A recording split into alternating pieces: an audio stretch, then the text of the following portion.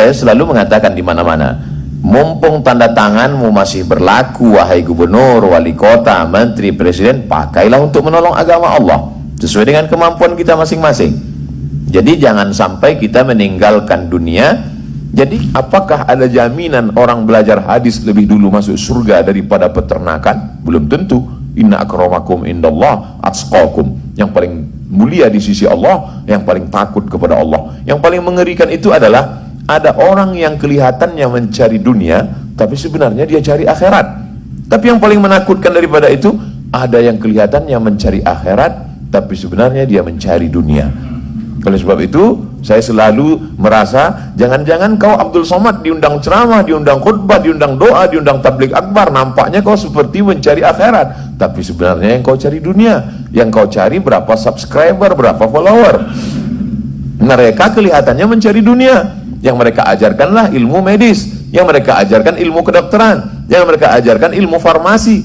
Tapi di balik itu sebenarnya mereka sedang mencari akhirat. Nanti baru kita benar-benar tahu posisi kita di hadapan Allah pada saat Allah memperlihatkan faman ya'mal mithqala dzarratin khairan yarah. Sebesar biji sawi pun kebaikan itu kau buat akan tampak di ujung matamu, kata Allah Subhanahu wa taala. Adapun menyikapi dunia seperti saat ini, memang yang paling baik kita memposisikan diri untuk menjadi kepala daerah, karena dengan punya kekuasaan kita bisa lebih banyak berbuat. Maka saya pesankan ke dua sahabat saya ini, kalian berdua saya bilang kalau kalian punya potensi mampu jadi kepala daerah, calonkan diri kalian. Yang satu namanya Ustadz Benyamin, yang satu namanya Ustadz Hasbi. Cuman ini bermasalah kalau mereka berdua ini berkoalisi, Bunyamin dengan Hasbi itu di baleho nama itu tidak baik sama sekali. Maka saya bilang saya pun nanti menjadi jurkamnya payah itu untuk bersuara. Tapi artinya apa? Ada salah seorang Ustadz, supportlah saya jadi kepala daerah. Saya bilang 3, dengar baik-baik. Tanggup gak kamu 3 ini? Ada satu kepala daerah itu awalnya bisnismen, lalu menang di pilkada. Apa keluhan dia? 1, dulu saya punya waktu untuk keluarga Sabtu Ahad berlibur. Sekarang tidak. Kenapa? Karena hari Sabtu Ahad itulah orang ramai bertamu ke rumah saya karena dia sangka saya libur. Kedua, dulu ketika saya masih bisnismen uang banyak. Sekarang bisnis terlantar, tidak bisa saya kontrol karena saya mesti menjadi kepala daerah. Otomatis pendapatan berkurang, pengeluaran lebih besar. Tapi ada yang ketiga Ustadz. Apa itu? Saya merasa ada kepuasan batin karena saya bisa alokasikan APBD untuk penggali kuburan. Saya bisa buat uang ini untuk pondok tahfiz Quran. Saya bisa arahkan uang ini. Maka beberapa orang yang datang untuk minta pendapat, kontribusi pemikiran, bagaimana kalau saya mencalon Pak Ustadz? Saya tanya, siap tidak kamu kehilangan 2, dapat 1? Yang 2 ini jelas, yang 1 ini belum jelas. Kalau siap, silakan maju. Kalau tidak, siap-siap gila. Karena kalah pasti, menang belum tentu. Yang menang itu selalu menang, walaupun calonnya tidak menang, dia tetap menang. Itu tim sukses. Yang namanya tim sukses itu tidak pernah kalah. Oleh sebab itu saya hampir sampai hari ini alhamdulillah di Sulawesi Selatan kita juga banyak pilkada. Maka saya tanya ke Ustadz, nanti kalau saya datang ke sana ada calon-calon? Tidak. Karena calon-calon ini saya tidak mesti mengangkat tangan dia, tidak perlu pose 2, nomor 3, nomor 4. Foto saja pun kadang sudah bisa dijadikan baleho. Oleh sebab itu maka alhamdulillah, maka saya tidak datang tiba-tiba saja masuk ke suatu kota, tidak. Tapi ada sahabat-sahabat yang tahu ini bahaya, ini lampu kuning, ini lampu merah. Tapi mendudukkan orang soleh untuk dapat jabatan kekuasaan seperti mendudukkan Nabi Yusuf alaihissalam penjaga perbendaharaan Mesir, maka kalau bisa kita mampu, kita yang duduk di situ. Tapi kalau kita tidak mampu, kita dudukkan orang yang baik. Kalau kita juga tidak mampu, maka kita berdoa supaya Allah menempatkan yang baik. Alhamdulillah di beberapa kabupaten kota saya menghimbau masyarakat, ketika Anda mengambil paku untuk mencoblos kertas, sesungguhnya saat itu bukan hanya sekedar mencoblos kertas, tapi itu adalah persaksian di hadapan Allah. Saya hamba Allah bersaksi orang ini layak menjadi bupati, wali kota, gubernur saya 5 tahun ke depan. Ala adullukum ala akbaril kabair. Maukah kamu kutunjukkan dosa terbesar di antara dosa besar? Pertama syirik, insya Allah kita selamat dari syirik. Yang kedua uququl walidain, insya Allah kita selamat dari durhaka. Yang ketiga yang paling mengerikan, syahadatuz zur, kesaksian palsu. Maka jangan sampai kita memberikan kesaksian palsu. Saya tidak berani memberikan kesaksian palsu, karena kesaksian palsu itu akan ditanya. Inna sam'a, pendengaran, wal basar, penglihatan, wal fuad, hati dan pikiran. Dengar baik-baik, lihat baik-baik, pikirkan baik-baik. Dengar baik-baik, bagaimana track recordnya? Lihat baik-baik, baca. Pikir baik-baik, istikharah. Usolli sunnatal istikharah politik lillahi ta'ala, supaya diselamatkan Allah. Saya merasa tidak sanggup mampu untuk duduk di situ, tapi saya berusaha mencerdaskan umat, karena kita tinggal bukan lagi di kerajaan Goa, di kerajaan Bugis Makassar, tapi kita tinggal di negara kesatuan Republik Indonesia. Kita pakai sistem demokrasi. Dalam demokrasi, suara terbanyak adalah suara Tuhan. Maka kita mesti mensupport kalau menurut kita benar. Tapi saya yakin Bapak dan Ibu tidak akan terjebak pada itu. Kenapa? Karena dijaga oleh status PNS. PNS itu selamat, salamatan fid din, salamatan fid dunya wal akhirah. Karena dia tidak akan bisa terjebak. Ustaz kok tahu? Karena dulu saya PNS. Demikian Prof. Jamal. Afwan, baik, terima kasih Ustaz. Selanjutnya saya persilakan Pak Dr. Hasrul. Insya Allah sebentar lagi nih Profesor Hukum Pak Ustaz. Jadi lagi mengusul Profesor beliau ini. Silakan Pak Prof. Lulu. Ya, assalamualaikum warahmatullahi wabarakatuh Ustaz.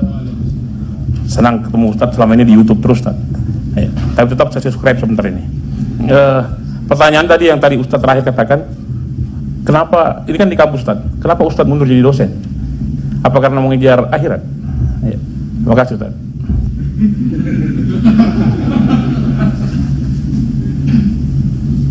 Pertanyaan Dr. Hasrul, yang bertanya Dr. Hasrul, tapi pertanyaannya selevel profesor, karena tak lama lagi akan jadi profesor insyaallah, amin. Jadi saya tidak bisa jawab di depan orang banyak karena akan menjadi fitnah. Ya, saya akan jawab empat mata dengan Dr. Hasrul insyaallah. Jadi saya selalu mengajarkan bagaimana berislam itu tidak difahami secara lugu.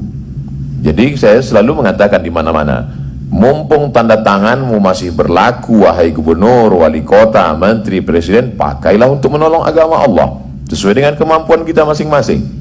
Jadi jangan sampai kita meninggalkan dunia. Jadi kalau saya jadi dosen, ada tiga yang bisa saya sentuh di masyarakat. Ujung masyarakat ini kan ujung tombaknya, pucuk-pucuknya dapat, tapi akar pohon kayu juga mesti kuat. Itulah intelektual. Jadi nampaknya memang kalau saya masuk ke kampus, di kelas itu ada 25 orang, tapi saya sedang membentuk pemikiran mahasiswa saya, maka saya amat senang masuk ke dalam kampus. Jadi saya tidak meninggalkan kampus karena ingin mengejar akhirat lalu kemudian tidak. Kampus mesti disentuh. Ada tiga yang tidak boleh ditinggalkan. Pertama, masyarakat umum. Yang kedua, kampus, karena kampus itu adalah akarnya. Pohonnya boleh tumbang tapi akarnya tidak boleh tercabut, akan tumbuh tunas-tunas yang baru.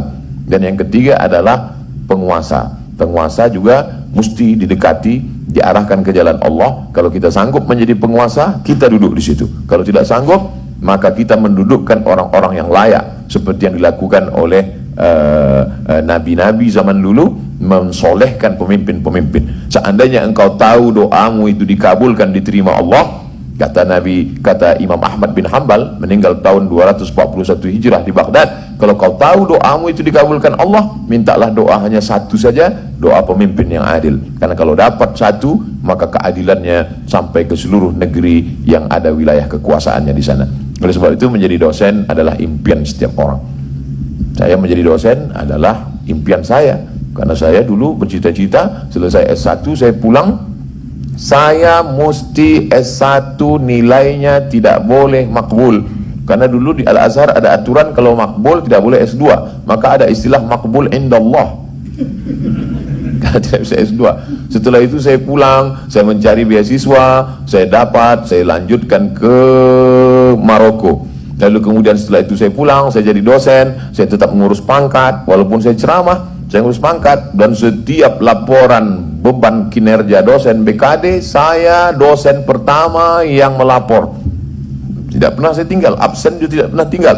BKD saya dosen pertama melapor, dan mengurus pangkat juga saya duluan. Sampai akhirnya kata yang menerima bagian administrasi, Ustadz sudah naik golongan 3D dan tidak akan mungkin 4A kalau tidak doktor. Khalidina fiha 3D, kekal selamanya di 3D. Tidak akan mungkin 4A kalau tidak doktor, maka Ustadz mesti doktor. Gayung bersambut, sahabat saya dapat program doktor 5.000, saya pun mendaftar. Kemudian saya sidang PhD 24 Desember 2019, dapat gelar doktor.